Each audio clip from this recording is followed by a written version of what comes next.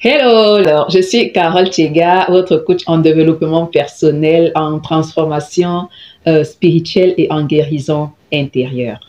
Alors sur cette plateforme YouTube, j'accompagne particulièrement des femmes à devenir des femmes esprit, à devenir des femmes selon le cœur de Dieu, à travers des enseignements pratiques, concrets, ponctuels, des astuces pour nous permettre, moi y compris, pour nous permettre de devenir, n'est-ce pas, pour nous amener à devenir des femmes sages, des femmes selon le cœur de Dieu.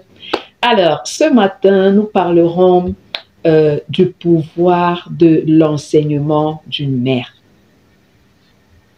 Tout à l'heure, après le générique.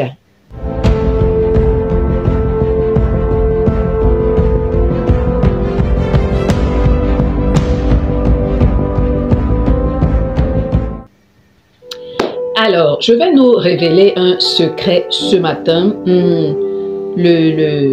Dans le livre de Proverbes, chapitre 31. Alors, tu vas t'asseoir, tu vas lire tout ce chapitre-là. Nous n'allons pas le lire ici, voilà, parce qu'il est assez long et nous n'avons qu'environ au plus 15 minutes par là, d'accord?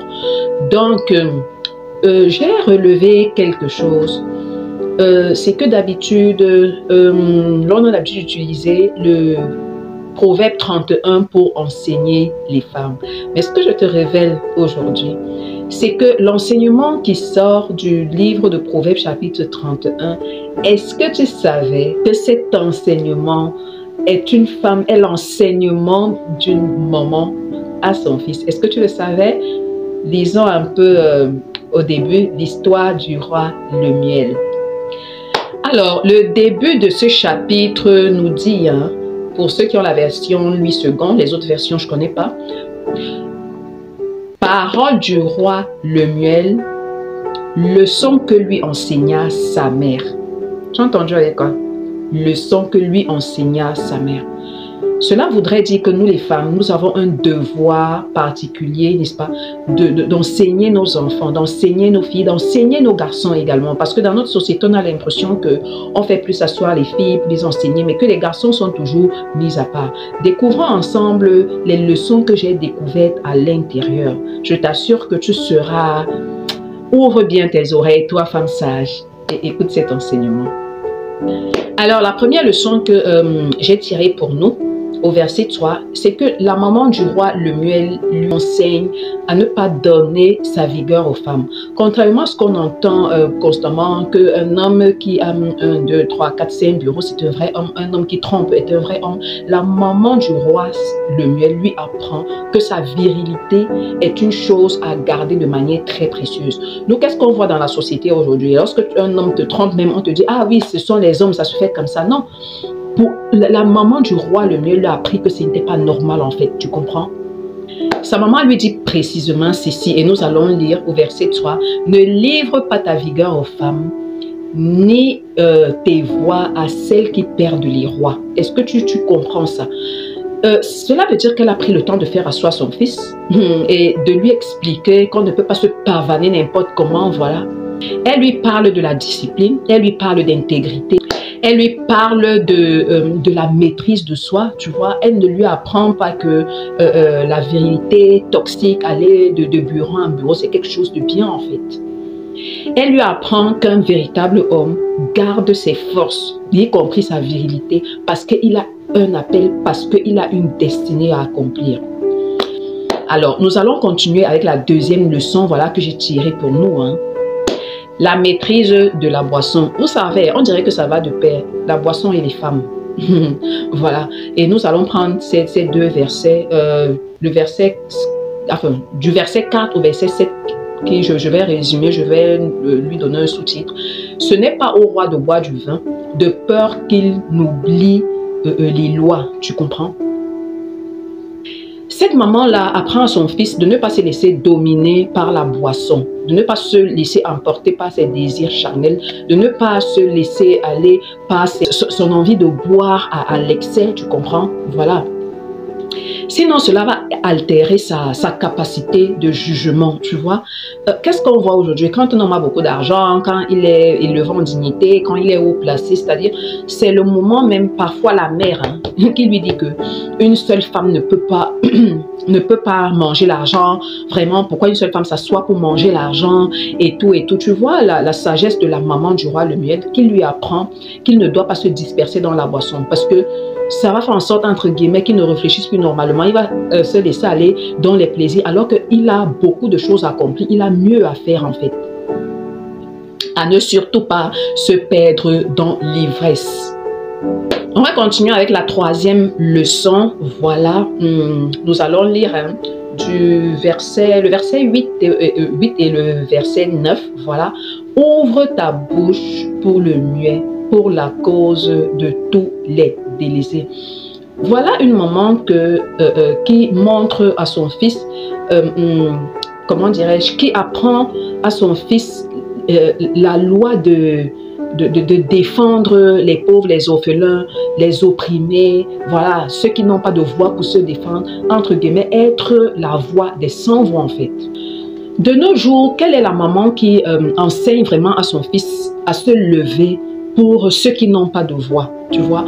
Non seulement Dieu donne l'argent, je suppose à l'époque les rois en général avaient de l'argent, non seulement Dieu donne de l'argent au roi Lemuel, mais en plus sa mère lui apprend que cet argent-là, ce qu'il a en fait, ce n'est pas pour aller dormir avec, ce n'est pas pour acheter de grosses voitures et rouler seulement, ce n'est pas voilà, pour se pavaner avec cet argent, mais à cause du titre qu'il a, à cause de l'influence qu'il a, qu'il se lève pour ceux-là qui ne peuvent pas se lever eux-mêmes, qu'il soit la voix de ceux-là qui n'ont pas le pouvoir de porter eux-mêmes leur voix, de défendre eux-mêmes leur cause. En réalité, ce monde a besoin d'hommes justes, tu comprends? Et cela commence par l'éducation qu'on lui donne à la maison. Comment est-ce que ça se passe dans les petites choses? Est-ce que tu donnes tout le temps raison à ton fils? Est-ce que tu lui apprends, par exemple, entre guillemets, les petites manières, hein, comment traiter les gens? Comment, même lorsqu'on a tort, comment est-ce qu'on doit demander pardon? Comment s'excuser? Ou bien tu dis toujours, non, c'est un homme, il faut laisser faire. Et enfin, la quatrième leçon, bien évidemment, le texte que beaucoup connaissent, voilà, c'est la femme vertueuse. Du verset 10 au verset 31, beaucoup connaissent déjà cette version-là. Voilà. Là, elle montre à son fils comment choisir une femme. Comment choisir une femme qui a la crainte de Dieu. Pas parce qu'elle est belle, parce qu'elle est jolie, parce qu'elle met des mèches, parce que, voilà, elle s'habille de manière, voilà, un peu trop serrée. Non, non. Elle lui apprend ce que c'est qu'une femme qui a du cœur, une femme travailleuse, une femme qui soutient son mari. Cette femme-là, son mari est élevé aux portes, tu vois. Cette femme-là, ses enfants la disent bienheureuse. Cette femme-là, elle se lève très tôt le matin, même si elle a des ménagères à la maison. C'est elle, en fait, la maîtresse de maison. Cette femme-là, elle sait chercher de l'argent. Cette femme-là, elle sait épargner. Oui, on dit quelque part, elle se rit du lendemain. Se rit du lendemain, ça veut dire que tu sais mettre tes épargnes, tu sais, voilà, tu vois. Et pour cela, je t'invite véritablement à cliquer, hein, regarde, lis la description et clique. N'hésite pas à rejoindre cette communauté de femmes, n'est-ce pas, pour grandir, qui grandissent. Nous grandissons ensemble en sagesse, en caractère, en indépendance financière. Je t'encourage vraiment à cliquer dessus. C'est complètement gratuit, la communauté privée sur WhatsApp. Donc, on voit en réalité que c'est une maman qui préparait son fils avec sagesse, à savoir choisir même sa propre femme. Tu vois comment une maman construit l'avenir de son fils. Oui, souvent on lit l'histoire de la femme vertueuse, mais beaucoup ne savent pas ou bien ont tendance à négliger que c'est une maman qui a mis des bases en fait et qui a donné ses secrets à qui? À son fils, à un homme, même pas à sa fille, hein, à son fils. Encore que je suppose que si elle avait également une fille, là on ne l'a pas mentionné, bref, enfin, tout du moins dans cet extrait biblique, je suppose que si elle avait aussi des filles, si elle peut enseigner son garçon comme ça, on comprend que c'est une maman qui a visé en fait, qui enseignait ses enfants. Je t'encourage ce jour à être une maman, pas seulement qui nourrit, pas seulement qui crie, pas seulement qui tape, pas seulement qui ne veut pas comprendre, pas seulement qui cherche l'argent, oui, parce qu'à l'ère où on cherche aussi l'argent, on veut être des femmes indépendantes, oui, pas seulement cette maman-là qui court tout le temps pour savoir, oh, qu'est-ce que mon mari a fait, aller fouiller dans le téléphone, ah oui, il m'a encore trompé aujourd'hui. Est-ce que tu t'assois pour enseigner tes enfants, justement pour apprendre à ton garçon à ne pas, voilà, aller dans des travers en fait? Est-ce que je nous encourage, moi y compris, voilà, à être des mamans qui enseignons nos enfants, même pas seulement nos garçons. Parfois, prenons le temps de nous asseoir, de causer avec nos enfants, même s'ils sont tout petits, hein. Je vous assure que j'ai découvert moi-même quelque chose, voilà, c'est que les petits enfants que nous voyons là, ils sont plus que de grandes personnes. Encore quand c'est un enfant, voilà, ils sont comme de grandes personnes. Tu causes avec un enfant de 5 ans, de 2 ans. Tu te demandes si c'est encore un enfant. C'est maintenant que tu dois apprendre les règles à ton enfant. Un peu. Aujourd'hui, tu lui apprends la justice. Demain, même quand il a mal fait, tu lui apprends à s'excuser. Après, demain, si peut-être il a fait une bêtise, tu lui montres que non, il ne fallait pas le faire. S'il tape sur sa soeur, tu lui dis c'est interdiction formelle de taper. Là, alors, je ne sais pas. Que sa soeur ait raison ou que sa soeur ait tort, interdiction formelle de lever la main sur une femme, voilà. Et à la fille aussi, tu as des choses à apprendre. Comme ça commence à la maison, hein, tu lui expliques comment ça se passe à la maison. Donc nous les mamans, nous avons le devoir. Je n'ai pas dit que les papas sont exempts. Vraiment, j'ai pas dit ça. Alors, la maman du roi Lemuel n'est peut-être pas célèbre pour son nom, mais l'éducation qu'elle a inculquée à son fils résonne encore jusqu'aujourd'hui. C'est une éducation qui a traversé les générations et une éducation, un enseignement précis que l'on nous a partagé, qui bâtit encore les femmes aujourd'hui et même les foyers et même les familles. Alors, ne néglige surtout pas ce rôle. Soit cette maman, soit cette fondatrice, soit cette maman de destinée, soit cette maman qui forme des enfants, des rois de destinée, soit cette semence profonde dans la vie de ton enfant. Alors, tout comme la maman du roi Lemuel, tu peux former des rois. Dieu t'appelle à former des rois, tu comprends? Et soyons toutes des mamans, voilà, qui formons ce type d'enfants-là en fait. Et soyons des mamans dont les enseignements traversent les générations. Regardons tous, depuis combien d'années a été écrit ce texte sur la base duquel même des livres ont déjà été produits sur la base de Proverbes chapitre 31 parlant de la femme vertueuse. Mais jamais, enfin jusqu'ici, je n'ai pas encore reçu un enseignement ou bien même lu un livre où on a mentionné le fait que c'est une maman qui enseignait son fils qui était roi en plus, tu vois. Cela prouve aussi que la maman a pris ce rôle au sérieux depuis que l'enfant est tout petit. C'est pas un matin que tu vas te lever et dire « Oh oui, mon fils fait ci, fait ça. » Non, non, non, ça c'est depuis le bas âge. Soyons également des mamans qui enseignons à travers, comment dirais-je, à travers pas seulement de bouche, quoi, mais voilà, par les actes que nous posons, comment nous nous comportons, comment nous agissons, comment nous répondons. Les enfants regardent plus ça, contrairement à ce qu'on peut leur dire. Sûrement si le roi Lemuel a suivi sagement les conseils de sa maman, sûrement il voyait sa maman faire au quotidien. Voilà.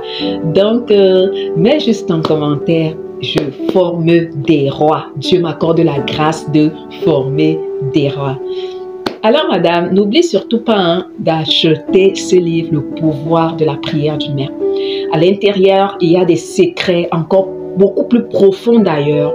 Comment prier pour ton enfant, comment éduquer ton enfant, comment bâtir ton enfant à partir de ta parole, voilà. Comment déraciner tout ce qui a été formé dans la vie de ton ennemi, tout ce qui a été formé dans la vie de ton enfant de manière négative, voilà, dans le secret. Je te conseille d'acheter ces livres. Mais en attendant, tu peux également télécharger cette prière puissante pour ton enfant. Sur ce, mesdames, je nous souhaite à chacune de nous une agréable semaine.